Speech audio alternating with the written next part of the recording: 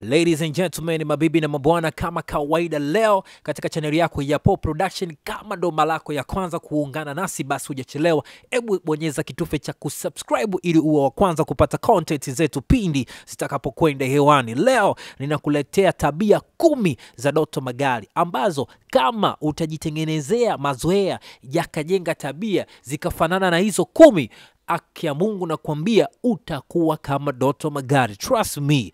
Ni tabia ambazo tumezichambua kutokana na jinsi tunavyomfahamu kwa kupitia mitandao ya kijamii. Hatujawahi kuonana personal, lakini kwa namna ambapo tunamfahamu na namna anavyofanya mambo yake, nimekuchambulia tabia zake 10 kati ya nyingi alizonazo ambazo zitakusaidia wewe kusogea au kuwa kama yeye au kumzidi yeye au kupata mafanikio kupitia anachokifanya yeye kama yeye. Yes.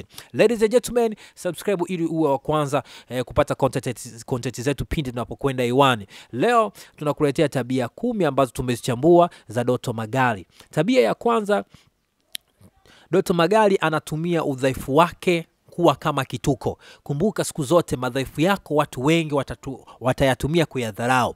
Madhaifu yako watu wengi watayatumia kukushusha. Kwa hiyo wewe, kabla watu hawajaanza kukudharau kupitia udhaifu wako, wewe anza kuonesha kwamba ule udhaifu wako sio kitu cha kukukwamisha wewe kuto kusonga mbele. Tumia mbinu zote za kuonesha kwamba udhaifu wako wewe sio kitu ambacho wewe kinaweza kukukwamisha na wala haiwezi kukufanya wewe usisonge mbele. Umeelewa kitu kama hiko? Kwa hiyo tumia udhaifu wako. Kwa mfano, Doto Magari yeye kwamba hajaenda shule ni udhaifu ambao watu wengi wanautumia kwamba wewe kama hujai kwenda shule basi huwezi kufanikiwa katika maisha. Lakini Doto Magari anaonesha kwamba yeye hajaenda shule na amefanikiwa katika maisha kwa namna ambavyo yeye anavyosema. Lakini tunaona hata maisha yake nini, unaona ana drive ana gari nini, maisha mazuri, anavaa vizuri, anapendeza, amepiga picha na rais, vitu kama hivyo. Kwa hiyo ni kuonesha kwamba kutokuwa na elimu ambao ndio udhaifu wake hakumkwamishi yeye kusonga mbele. Kwa hiyo tumia udhaifu wako kuwa kama kituko. Watu watacheka, watu wataona nini, lakini ndio ujumbe sent kwamba ujumbe umefika kwamba udhaifu wangu sio kitu cha kuweza kunikwamisha mimi kuto kusonga mbele. Tabia ya pili ni kujipendekeza kwa watu wazito. Anza kutafuta watu wa maana, anza kutafuta watu muhimu, anza kutafuta watu ambao wamefanikiwa, anza kutafuta marafiki ambao wanaweza kukusaidia, marafiki ambao ukikwama unaweza ukamwomba 200,000, 300,000, 400,000, 500,000, lakini onesha ya kwamba wao wanakuhitaji zaidi kuliko wewe unavyowahitaji wao. Kwa unapotengeneza urafiki na watu kama hao, jihusishe sana na mambo yao. Onesha una mchango mkubwa katika mambo yao ili wao wakuone wewe ni mtu wa maana na wanakuhitaji.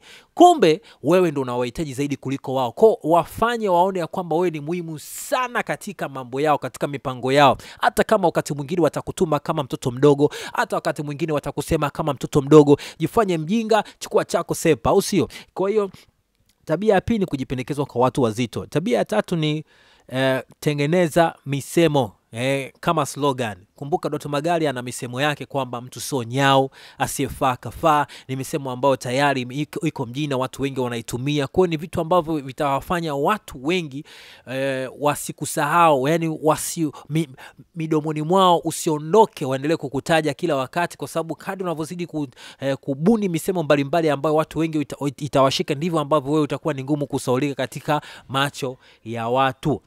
Yes. Tabia ya 4, licha ya kujishusha, jitengenezee thamani.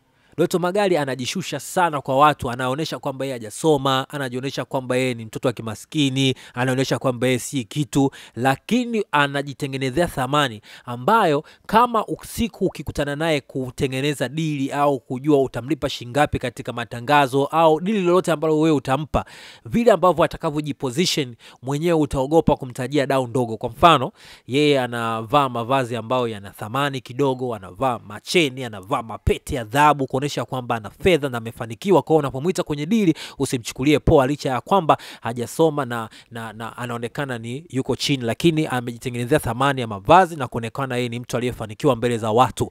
Yes. Kwa hiyo ya 3 nimesema.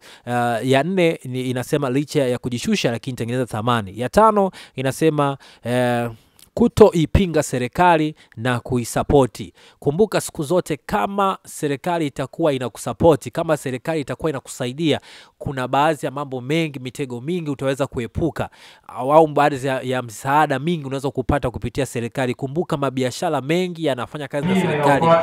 Utapiga wewe peke yako. Hii ni wewe pamoja na Doto, na nyingine pia watoto ni wewe peke yako pamoja na watoto.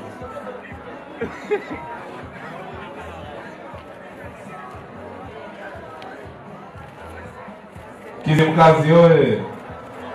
Mheshimiwa Rais ungali peke yako sasa, naomba nikaribishe watoto wapige picha pamoja na. Hakuna mfanyabiashara yote ambaye atakakubali kushirikiana na wewe. Tunafahamu wanaharakati wengi, wasanii ambao ni wanaharakati wengi, au mafriends ambao ni wanaharakati labda wa vyama tofauti ambao wanaonesha kwamba wako tofauti kabisa na serikali, huwa hawapati endorsement, huwa hawaweki kuwa balozi wa kampuni yoyote, kwa sababu makampuni hayo yanaogopa kushirikiana na watu ambao wanakwenda tofauti na serikali. Kwa utakosa madili mengi sana kama ukiwa tofauti na serikali, kwa sababu kumbuka makampuni mengi, wafanyabiashara wengi wanaiogopa serikali na wanaiheshimu serikali kwa kiwango kikubwa. Kwa hiyo na wewe pia inabidi uheshimu na uisupport na uoneshe ya kwamba uko pamoja na serikali na unaisupport viongozi waliopo. Tabia ya 6, tengeneza content. Lazima utengeneze content. Tengeneza content ambazo zitakufanya kila siku uendelee watu kukutazama, watu waendelee kukusikia. Ya 7, jiposition kwenye biashara. Unapokuwa influencer, kumbuka kwamba ndio utapata matangazo ya makampuni mbalimbali, utapata endorsement, utakuwa balozi kwenye kampuni mbalimbali, watu watakuita uwe special appearance, utapata madili mengi, lakini kumbuka lazima uwe na kitu ambacho kama hautokuwa kwenye huko, kama hautokuwa na makampuni ya kuyatangazia, basi uwe na sehemu ambapo umekaa, yani watu wasikuone tu kwamba una kitu cha kufanya. Kwa mfano yeye Doto amejiposition kwenye biashara ya magari, anajulikana kama yeye ni muuza magari na watu wengi wanamtafuta. Kumbuka ya kwamba watu wengi wanapenda kununua kutoka kwa watu wanaowaamini, na kumbuka kitu pekee cha mtu kukuamini kukufahamu. Vile anavyokufahamu katika kupitia mitandao ya kijamii, tayari mteja anatengeneza trust ya kwamba wewe ni mtu wa maana na anaweza akakusapoti kwenye biashara yako. Kwa unaweza kutengeneza wateja wengi zaidi kutokana na wale wafuasi wanaokutazama kupitia mitandao ya kijamii. Kwa hiyo ili utengeneze faida kubwa zaidi na kupata mafanikio kwa haraka zaidi, lazima ujiposition kwenye biashara fulani. Usiwe tu kwamba upo tu kama machao wengine. Hao machao wengine watakuwa wao, ila kama unataka kuwa kama Dr. Magari, lazima ujiposition kwenye biashara yoyote na ukae kwenye hiyo biashara na watu wakufahamu wewe unafanya kitu fulani, licha ya kwamba wewe ni influencer katika makampuni mengine. Ya 8 inasema anza na jina lako, afu mwishoni weka jina ya kitu ambacho unajishughulisha. Kwa mfano Doto Magari, Doto ndo jina lake. Yale magari sio ubini wake, yale magari ni namna ambavyo amejitangaza ya kwamba jamani, mimi ni Doto lakini nahusika na masuala ya magari. Kwa mfano wewe labda ni fundi mbao, kwa unaandika labda wewe unaitwa Omar, unaitwa Omari fundi mbao, umeelewa? Kwa watu wanaanza kufahamu bwana Omari fundi mbao, watu wakiwa na kazi zao za fundi mbao wanakutafuta, kwa unapata wateja wengi sana.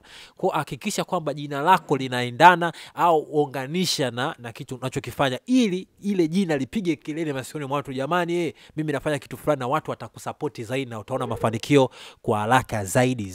Kwa mfano wewe ni dereva, kwa unaandika labda kwa mfano wewe dereva au unaitwa Juma dereva, kwa watu watakufahamu kwamba Juma dereva na watu watakupa madili ya kuendesha magari. Yes, hiyo ni nasema kama unataka kuwa Doto Magari, au sio?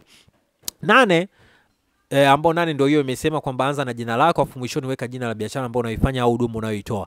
Ya 9, kuwa mkalimu kwa waandishi wa habari. Kumbuka unapokuwa maarufu tayari watu wengi watatamani kukufahamu. Hiyo itawasukuma wale content creator kukutafuta na kutengeneza maudhui kupitia wewe. Kwa hiyo wanapokuja wakati wowote ule waoneshe ushirikiano mkubwa sana na waoneshe unawaheshimu sana.